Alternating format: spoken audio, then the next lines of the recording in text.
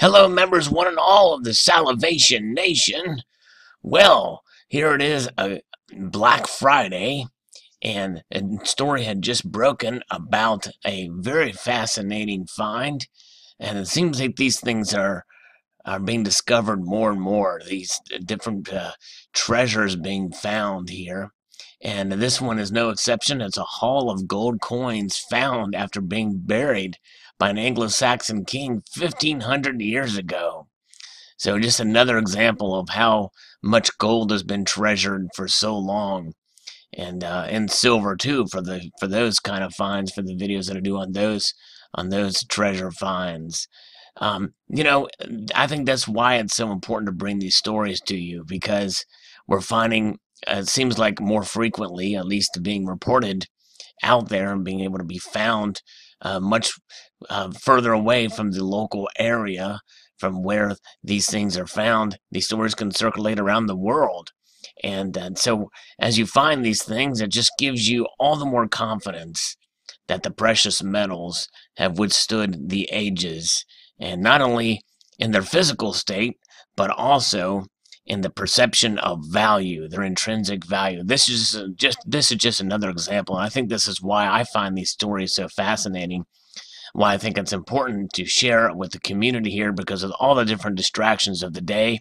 And on this day especially, this is what's known as Black Friday here in the United States, and probably around the world too. People are just are readily to spend money for gifts and the like, and the materialism and the consumerism that so entrenches society today.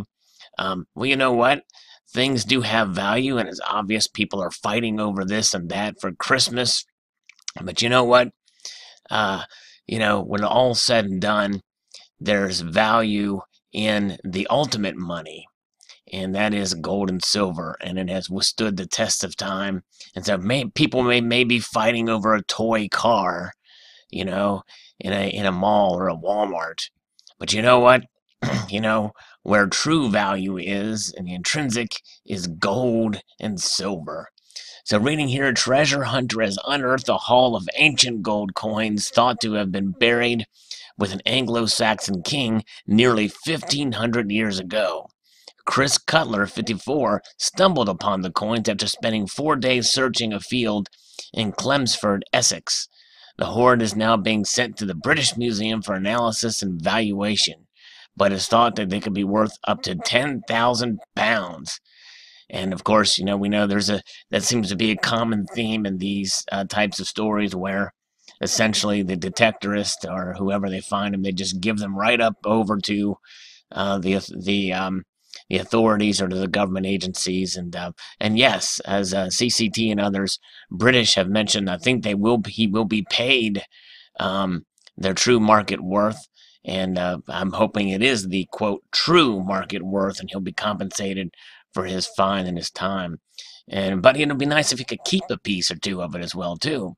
Chris said it's the kind of holy grail of metal detecting. It was an incredible feeling to find the coins. And here is the WASP connection. He said, when I first found it, at first I thought it was a wasp. I got a flash of yellow and threw it back, but then when I realized what it was. So yes, indeed. And that just goes to show you some of those wasps, those yellow wasps, they're pretty bright. And it just goes to show you how much gold does shine. And so there's our WASP connection. Very fascinating indeed. Here's another photograph of a piece. Very interesting. Here it is in the ground. They're being analyzed by the British Museum. Look at that. Just sticks out there. After all these ages, preserved gold. One of the most non-reactive metals out there for sure. The coins are from the Dark Ages, around 620 to 640 AD, and are classed as a hoard. It was the best feeling in the world, especially after 4 days of hard work. Chris, who has been metal detecting for more than 25 years, also found the rare Anglo-Saxon coins at the same site 18 years ago, which are now housed at the British Museum. He chose to go back after reading an article which suggested more coins would still be in the ground. I decided to take the topsoil off and get down to the compact soil underneath and scan the area off in 100 square meters and did every one individually. It's a very meticulous search there to find these pieces. I thought I really needed to do it because this is the last time I'm going to do it. I needed to go back. And here you can see a comparison here with the 50 cents, with the 50 pence piece here. So they're relatively tiny coins here. And here's a photo of him with his detector. I've already been back and searched the area thoroughly and nothing has come up. The coins are from the Dark Ages, around 620 to 640 AD, and are classed as a hoard, which is usually associated with high status or even royal burials. So that's another interesting thing as well, too, that this was something that was meant to be set apart. These weren't just scattered randomly. This was meant a collection that was buried, associated with high status. Chris has started collecting data about place names.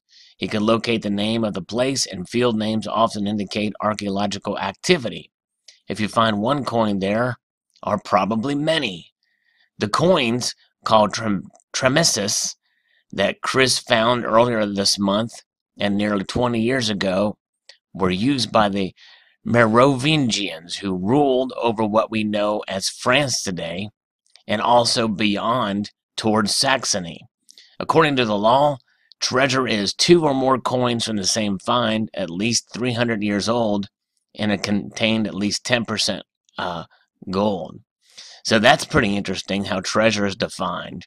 2 or more coins from the same find, at least 300 years old, and contain at least 10% gold. Well, I don't know about you, but if I was digging around and I found, a couple of gold sovereigns, 3 or 4 gold sovereigns, which are 90 some odd percent gold. Heck, I'd call that a treasure any day of the week, just for its gold content. But this is according to a treasure of a different form, I guess, old treasure, ancient treasure, or what have you. Apparently, it will take up to a year for the British Museum to complete their assessment of the coins, and it didn't really say how many coins were found, but very cool that he found them all. And apparently, I don't know what the depth detection is of his detector, but it sounds like he was pretty meticulous. And if there's more down there, they'd have to be a lot deeper, probably much less likely to be found. But another story of a great treasure find here, and quite fascinating. And just, again, I can't emphasize enough, and I think this is why I like to do these videos of these treasure finds, because, it's history. And every bit of gold that's out there will survive beyond our lifetimes. And as you can see from even these raw earth photos here, they have survived millennia in the ground for so long. And now they are discovered here in 2017, and it's just fascinating. And gold is precious, and silver too. And these pieces survive the ages, and that's what's so special about the metals. That's part of their intrinsic value, is their ability to not decay, to withstand the elements after all this time. Is a fascinating aspect of gold and silver, in my view. And I think that's part of the attractiveness of their intrinsic value. Gold itself is inert. It does not react. It is treasured. And silver, it does react to the elements, but essentially it holds true. It's a very unique metal, and obviously it tarnishes. It can spot when processed for minting and the like. But silver, it holds together. It doesn't break down, and it's a great conductor. It's probably one of the most diverse metals out there, being used in industry in the biomedical field. So both these metals, gold and silver, to me, stories like this just bolsters my faith in them as intrinsic value. So post your thoughts below.